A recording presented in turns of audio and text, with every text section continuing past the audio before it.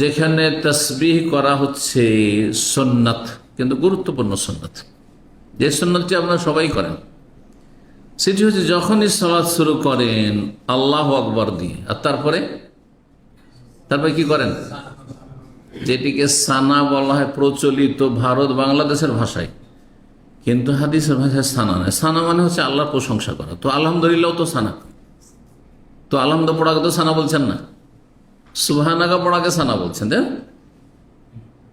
তাহলে এটি হচ্ছে ইস্তেফতার দোয়া, মানে সালাত শুরু করার দোয়া। সালাত যে শুরু করছেন, আপনি আরম্ভ করছেন তাকবীরে তাহরিমার পরে, তার দোয়া সেখানে। এই মর্মে দুটি সুন্নত রয়েছে, একটির ওপরে আমল রয়েছে হাম্বলীদেরও হানাফিদেরও, আর আমরা মাঝে মাঝে করি, কারণ এটাও সহি, এর চাইতেও সহি হাদিস রয়েছে। এই জন্য আল্লাহ বাইদ বাইনিও পড়ি এই জায়গায়, ইন্নি ওয়াজহাতু ওয়াজহিয়াও পড়ি, আর সুবহানাকাল্লাহু ওয়া বিহামদিকা এটাও পড়ি। কথা বোঝা গেছে না? কিন্তু হাম্বলীরা এটা দিয়ে পড়ে, এই জন্য তাড়াতাড়ি করে দেখবেন যে আলহামদুলিল্লাহ পড়া শুরু করে দেয়। হানাফিরা তাড়াতাড়ি করে আল্লাহু আকবার, হ্যাঁ 1 মিনিটও দেয়নি, হ্যাঁ 30 সেকেন্ড হয়নি, আলহামদুলিল্লাহ শুরু হয়ে গেল। কিন্তু আল্লাহ বাইদ বাইনি ওয়া বাইনা খাতায়া পড়লে একটু সময় লাগতো, যেটা সহিহ বুখারী সহিহ মুসলিমের হাদিস। সবগুলি নবীর শেষ, যদি একাধিক সুন্নাত সহিহ সূত্রে প্রমাণিত হয় তো সবগুলো আমল করা হচ্ছে সহিহ সুন্নাত। নবী সাল্লাল্লাহু আলাইহি ওয়াসাল্লাম 4টি আমল করেছে, আর সবগুলি সহিহ সূত্রে প্রমাণিত। তো 4টি আপনি ভাগযোগ করে আমল করবেন, কখনো এটা কখনো এটা, এটা হচ্ছে পারফেক্ট সুন্নাত। আর একটা গিয়ার ধরে নেবেন আর বাকিগুলোকে ছেড়ে দেবেন, এটা হচ্ছে কাটছাট করা সুন্নাত, কিছুটা সুন্নাত পালন করা। তবে জায়েজ রয়েছে আব্দুল্লাহ বিন উমর রাদিয়াল্লাহু তাআলা আনহুমা থেকে, যেটি আপনাদের হয়তো খেয়ালে নেই, তাসবিহ এবং পরিত্যক্ত সুন্নাত। এই সুন্নতটিকে ওলামারা বলেছেন মৃত সুন্নাত, পরিত্যক্ত সুন্নাত। বুঝেন তো, মানে যে সুন্নাতের আমল নেই বললেই চলে। যেমন আজকাল এই শেষ 10 দিনে, না এর প্রথম 10 দিনে এর জিলহজ মাসের হাটে বাজারে রাস্তাঘাটে বাড়িতে গাড়িতে যে কোনো জায়গায় তাকবীর পাঠ করা সুন্নাত করছে, হাজার একজনও করে না, শুনতেই পান না।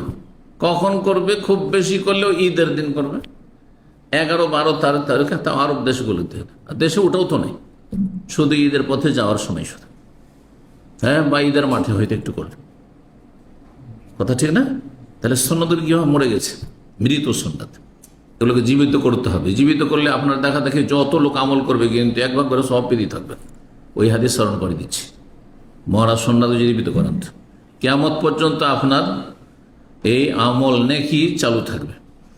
এটি হচ্ছে মৃত সুন্নাত। বলছেন ইবনে উমর রাদিয়াল্লাহু তাআলা, বাইনামা নাহনু নুসাল্লি মা রাসূলিল্লাহ, আমরা এক সময় রাসূলুল্লাহ সাল্লাল্লাহু আলাইহি ওয়াসাল্লাম সালাত পড়ছিলাম। ইয ক্বালা রাজুলুন মিনাল কওম, হঠাৎ করে একজন লোক মুসল্লি একটি বিশেষ দোয়া বা জিকির পাঠ করলো, যেটি এর আগে কারো জানা ছিল না। কি বলল? আল্লাহু আকবার কাবীরা আলহামদুলিল্লাহি কাসীরা ওয়া সুবহানাল্লাহি বুকরাতাও ওয়া আসীলা। কোনখানে বলেছিল? তাকবীরে তাহরিমার পরে।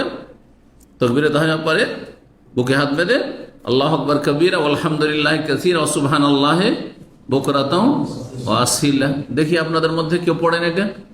দেখেন আমল নেই, তার মানে এটি হচ্ছে পরিত্যক্ত সুন্নাত। এই সুন্নতের মাঝে মাঝে জীবিত করেন। ওই সুবহানাকা কারসানা না পড়ে মাঝে মাঝে ছেড়ে, একবারে পড়িয়েন না, মাঝে মাঝে ছেড়ে আল্লাহ বাইদ বাইনি মাঝে মাঝে ছেড়ে এটি পড়ে, তাহলে সুন্নতটি একবারে মরে যাবে না।